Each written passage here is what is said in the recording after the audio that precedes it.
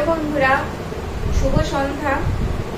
যেভাবে কালকে ভিডিওতে তোমাদের কথা দিয়েছিলাম যে পরের দিন থেকেই ভিডিও দেব, সেভাবেই আজকে চলে এসেছি ভিডিও দেওয়ার জন্য। আশা করি যে টপিকটা পড়াবো সেটা তোমাদের কাজে লাগবে। যদি কাজে লাগে তাহলে প্লিজ চ্যানেলটা সাবস্ক্রাইব করো, বন্ধুদের সাথে শেয়ার করো ভিডিওটা এবং লাইক করো। ওকে, তাহলে স্টার্ট করি। আজকে কি পড়াবো আমি?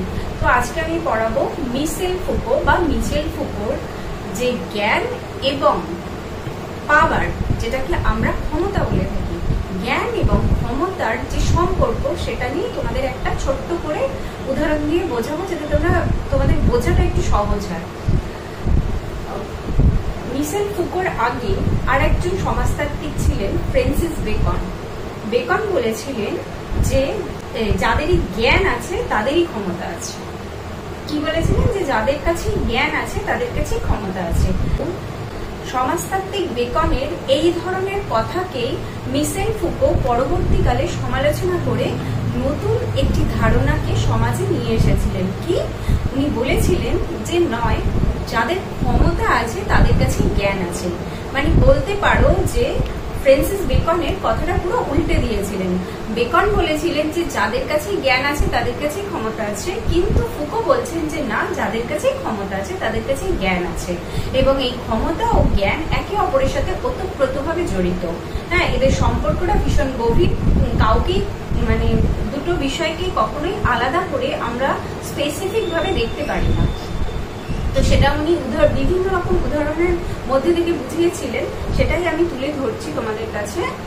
দেখো, ফুকো বলেছিলেন যে ঐতিহ্যকালে, মানে প্রাচীন সময়ের কথা বলছি, সেই সময় মানুষ ক্ষমতাকে ভীষণ নেগেটিভ ওয়েতে বা নেতিবাচক ভাবে দেখতেন। মানুষ মনে করতেন যে ক্ষমতা যাদের কাছে রয়েছে তারা সেটাকে নেতিবাচক হিসেবে ব্যবহার করে। কিভাবে? যে তাদের জোর খাটায়, যে আমার কাছে ক্ষমতা আছে তাহলে আমি এই জোর খাটিয়েই সমস্ত বিষয়কে কন্ট্রোল করতে পারি।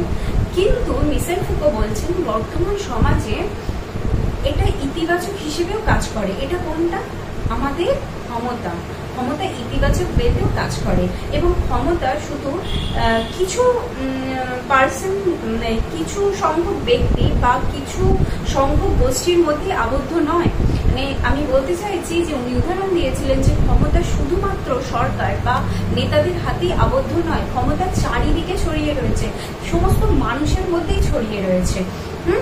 সবার কাছে কিছু না কিছু ক্ষেত্রে, কিছু না কিছু ওয়েতে ক্ষমতা রয়েছে, এবং যাদের কাছে ক্ষমতা আছে তাদের কাছে জ্ঞান আছে।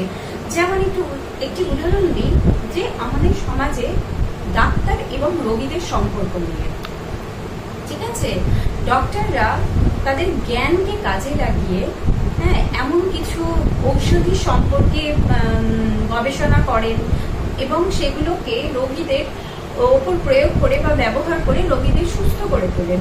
তারা বিভিন্ন রোগ সম্পর্কে ধারণা আহরণ করেন, এবং সেই রোগগুলোকে মোকাবিলা করার জন্য তারা বিভিন্ন রকমের ঔষধি সম্পর্কেও জ্ঞান আহরণ করে সেগুলোকে আমাদের সমাজে প্রয়োগ করেন। তো দেখো, এই ক্ষেত্রে জ্ঞান ক্ষমতার কাজ করছে কিভাবে, এবং সেই ক্ষমতায় আমাদের সমাজে একটি ভালো লাইন আপ তৈরি করে দিয়েছে।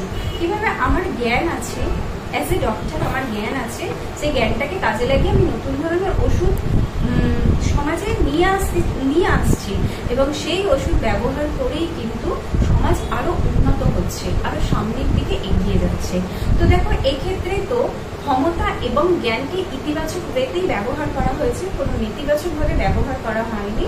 তো মিশেল ফুকো মোদ্দা কথা এটাই বলতে চাইছেন যে ক্ষমতা এবং জ্ঞান একে অপরের সাথে ওতপ্রোতভাবে জড়িত, এবং এটা আমরা ইতিবাচক ভাবেও ব্যবহার করে থাকি। সর্বদা যে আমরা ক্ষমতাকে নেতিবাচক ভাবে ব্যবহার করি এমনটা নয়, এবং ক্ষমতা যে শুধুমাত্র সমাজের কিছু সংখ্যক ব্যক্তি বা কিছু সংখ্যক গোষ্ঠীর মধ্যে আবদ্ধ আছে এমনটা নয়। ক্ষমতা সমাজে চারিদিকে ছড়িয়ে রয়েছে, এবং বিভিন্ন প্রকারের মানুষ এবং গোষ্ঠীর মধ্যে এটা দেখা যায়। এটাই বলতে চেয়েছেন। তো আজকের জন্য এতটাই। আশা করি আমার এই ভিডিওটা দেখে মিশেল ফুকোর ক্ষমতা এবং জ্ঞান সম্পর্কে ধারণা কিছুটা হলেও তোমাদের কাছে ক্লিয়ার হবে। যদি ক্লিয়ার হয়ে থাকে তাহলে প্লিজ আরেকবার বলি, চ্যানেলটা সাবস্ক্রাইব করো, বন্ধুদের সাথে ভিডিওটা শেয়ার করো এবং লাইক করো। আর যদি এই বিষয়ে কোনো প্রশ্ন থাকে বা তোমরা যদি আরো অন্য কোনো ভিডিও দেখতে চাও, কোনো ভিডিওকে শর্ট ভিডিও হিসেবেও যদি দেখতে চাও বা লং ভিডিও হিসেবেও দেখতে চাও, তাহলে প্লিজ চ্যানেলে কমেন্ট করো, আমি নিশ্চয়ই সেটা দেওয়ার চেষ্টা করবো। নমস্কার, শুভরাত্রি।